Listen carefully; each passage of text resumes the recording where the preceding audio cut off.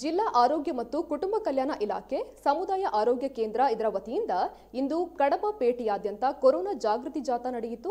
ಈ ವೇಳೆ ಕೊರೋನಾ ರೋಗದಿಂದ ಮುಕ್ತರಾಗಲು ಸಾರ್ವಜನಿಕರೆಲ್ಲರೂ ಸಹಕರಿಸಬೇಕೆಂದು ಮನವಿಯನ್ನ ಮಾಡಿಕೊಳ್ಳಲಾಯಿತು।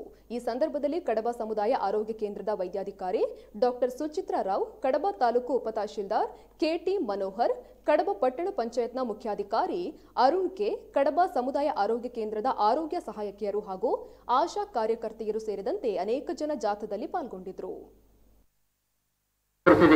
ನಾಗರಿಕ ಬಾಂಧವರು ಕೊರೋನಾ ರೋಗದ ಮುಕ್ತಿಗಾಗಿ ಸಂಪೂರ್ಣವಾದ ನಿಯಮಗಳನ್ನು ಪಾಲನೆ ಮಾಡಿಕೊಂಡು ಕೊರೋನಾ ರೋಗದ ನಿಯಂತ್ರಣದಲ್ಲಿ ಸರ್ಕಾರದೊಂದಿಗೆ ಸಹಕರಿಸಬೇಕಾಗಿ ವಿನಂತಿಯನ್ನು ಮಾಡುತ್ತಿದ್ದೇವೆ। ಈ ರೋಗದ ಸಂಪೂರ್ಣ ಹತೋಟಿಗೆ ಸಂಪೂರ್ಣವಾದ ಸಹಕಾರವನ್ನು ನೀಡಬೇಕಾಗಿ ತಮ್ಮನ್ನು ವಿನಂತಿಯನ್ನು ಮಾಡುತ್ತಿದ್ದೇವೆ। ಸಮುದಾಯ ಆರೋಗ್ಯ ಕೇಂದ್ರ ಕಡಬ, ಪಟ್ಟಣ ಪಂಚಾಯತ್ ಕಡಬ, ಆರಕ್ಷಕ ಠಾಣೆ ಕಡಬ, ಕಂದಾಯ ಇಲಾಖೆ ಕಡಬ ಹಾಗೆ ಸಂಪೂರ್ಣವಾದ ಸಹಕಾರವನ್ನು ನೀಡಿ ಕೊರೋನಾ ರೋಗದಿಂದ ಮುಕ್ತರಾಗಲು ನಾವೆಲ್ಲರೂ ಸಹಕಾರಿಗಳಾಗೋಣ ಎಂಬ ಮಾತುಗಳನ್ನು ವ್ಯಕ್ತಪಡಿಸುತ್ತಿದ್ದೇವೆ।